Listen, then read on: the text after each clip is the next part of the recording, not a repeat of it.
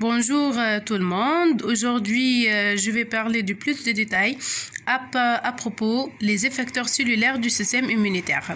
La définition, les différents types, l'origine, leurs caractéristiques, ses fonctions principaux et la communication entre eux pour que le système immunitaire arrive à lutter contre les différents agents pathogènes et à la fin de maintenir une immunité totale de l'organisme.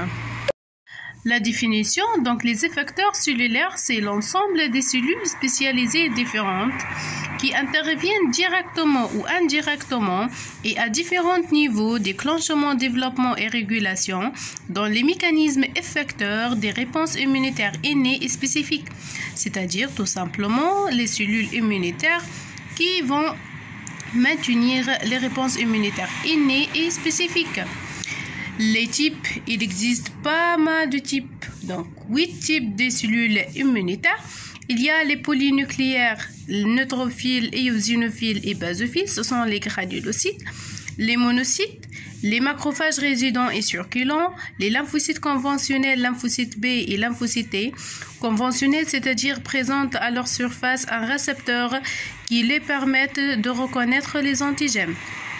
Par contre, les lymphocytes non conventionnels, comme Natural Killer et Natural Killer T, ce sont un type de lymphocytes qui présentent des marqueurs à leur surface pour l'identification, mais elles ne présentent pas un récepteur comme les lymphocytes B et lymphocytes T. C'est ça la différence. L'origine des cellules immunitaires peut être une origine hématopoïétique ou bien non hématopoïétique. Les cellules d'origine hématopoïétique, ce sont les éléments figurés du sang, comme les cellules sanguines et les plaquettes, tandis que les cellules d'origine non hématopoïétique sont les cellules endothéliales, les cellules épithéliales et les cellules dendritiques folliculaires. Le processus qui aboutit à la production de ces éléments figurés du sang est appelé l'hématopoïèse. Alors, qu'est-ce que l'hématopoïèse ? Il s'agit d'un processus physiologique de production des cellules sanguines, les érythrocytes et leucocytes, qui avec les plaquettes forment ce que l'on nomme les éléments figurés du sang. Le processus est comme suit. Toujours, on commence par une cellule souche hématopoïétique multipotente. Avec des étapes de différenciation et prolifération intermédiaires, on peut avoir des progéniteurs. Un progéniteur myéloïde ou bien lymphoïde. Les progéniteurs vont subir une autre différenciation pour avoir les précurseurs lymphoïdes ou bien myéloïdes. Dans le cas de précurseurs myéloïdes, c'est dans le mégakaryocyte, les érythrocytes, c'est-à-dire les globules blancs, les mastocytes, les granulocytes, c'est-à-dire les globules, érythrocytes, c'est le globule rouge plutôt. Granulocytes, c'est le globule blanc. Les précurseurs qui interviennent à partir d'un progéniteur lymphoïde, on peut trouver donc les petits lymphocytes, les lymphocytes natural killer, qui est un gros lymphocyte granuleux, donc un noyau dense et tout. Et aussi, n'oubliez pas les cellules dendritiques. Donc, les cellules dendritiques interviennent à partir d'un progéniteur lymphoïde et non myéloïde. Donc, les précurseurs vont subir aussi une autre différenciation terminale. La différenciation terminale pour avoir donc un lymphocyte T et lymphocyte B. Des lymphocytes B, dans le cas de la réponse immunitaire spécifique, bien sûr, il va subir la maturation, ou plutôt différenciation, pour avoir un plasmocyte protectrice de l'anticorps. Il faut retenir que c'est l'anticorps, c'est l'activité de l'immunoglobuline. Donc, il s'appelle une immunoglobuline d'activité anticorps. Pour les autres, les précurseurs myéloïdes, les mégakaryocytes, après la différenciation finale, vont donner les plaquettes. La maturation terminale du granulocyte va donner les 3 types du polynucléaire avec un monocyte.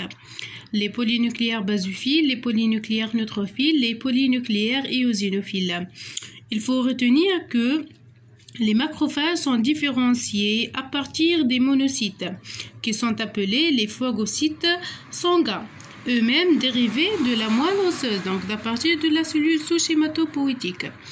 Donc, on parle d'un monocyte dans le cas où la cellule se trouve dans le sang. Dans le cas où la cellule passe vers les tissus, elle va subir la différenciation terminale pour donner un macrophage. Déjà, on parle que lorsqu'un monocyte infiltre un tissu en traversant l'endothélium vasculaire par diapidèse, il subit la différenciation pour devenir un macrophage. Donc, on peut comprendre que le monocyte est un précurseur de macrophage. Passons maintenant aux caractéristiques des effecteurs cellulaires. Alors, ils sont caractérisés par morphologie selon leur aspect. Donc, on peut distinguer entre les cellules du système immunitaire par microscopie facilement. On n'a pas le même aspect. Sinon, on peut remarquer qu'entre les lymphocytes T et lymphocytes B, il y a une grande ressemblance. Pour cette raison, on passe vers le deuxième point, la fonction. Donc, on peut, par exemple, distinguer entre un lymphocyte T et un lymphocyte B selon les activités effectrices et le produit de sécrétion. Par exemple, les lymphocytes T, il existe les lymphocytes T cytotoxiques, donc ils vont produire les perforines et les granzymes, tandis que les lymphocytes B est la cellule protectrice majeure d'anticorps. Donc, la fonction est différente ici. Ou même phénotypiquement, c'est-à-dire selon les marqueurs de surface. Dans un autre vidéo, Inch'Allah, je vais vous présenter les différents marqueurs qui existent à la surface de chaque cellule. Donc, on peut identifier les cellules du système immunitaire, soit selon la morphologie, la fonction ou bien le phénotype. Les cellules du système immunitaire sont caractérisées par plusieurs fonctions différentes. Il y a tout d'abord le phagocytose, donc les polynucléaires neutrophiles est parmi les cellules phagocytaires les plus intéressantes. Donc surtout du côté du bactéries, donc elle permet donc l'élimination des bactéries facilement de notre corps. Les macrophages surtout grâce aux pseudopodes, donc elles interviennent par le phagocytose innée dans la réponse immunitaire innée, ou bien le phagocytose, elle permet aussi la phagocytose et la présentation de l'antigène pour l'initiation de la réponse immunitaire adaptative. La cytotoxicité par les lymphocytes cytotoxiques, natural killer, et les polynucléaires éosinophiles dans le cas d'un allergène ou parasite. Donc, par exemple, les lymphocytes cytotoxiques vont produire les perforines qui va provoquer des pores dans la cellule cible. Et finalement, la cytotoxicité, la production d'anticorps, les lymphocytes B, donc après la maturation en plasmocyte, elle va produire les immunoglobulines d'activité anticorps. Auxiliaires ou helpers, elles n'ont pas un rôle direct sur la cellule cible, mais juste elles agissent par les interleukines et autres cytokines pour améliorer la fonction d'autres cellules du système immunitaire. C'est pour amplifier la réponse immunitaire et la régulation, donc par exemple le contrôle de l'amplification et la prolifération cellulaire ici. Donc comme vous savez, donc c'est par mitose, la prolifération se fait par mitose. Donc comme vous savez que lorsque la prolifération est anormale, donc la cellule va être cancéreuse. Donc le rôle, le sixième rôle, accessoire, que les plaquettes, donc qui assure la coagulation sanguine grâce à leur migration avec les globules rouges dans le sang. Il y a les cellules endothéliales qui vont produire les prostaglandines ou le prostacycline. Ce sont des hormones qui interviennent dans la vasodilatation ou la vasoconstriction. La prochaine vidéo, Inch'Allah, va être sur la communication entre les effecteurs cellulaires du système immunitaire. Alors, si vous aimez ma vidéo, n'oubliez pas de cliquer sur un j'aime et de s'abonner à ma chaîne pour m'encourager. Merci beaucoup pour votre attention.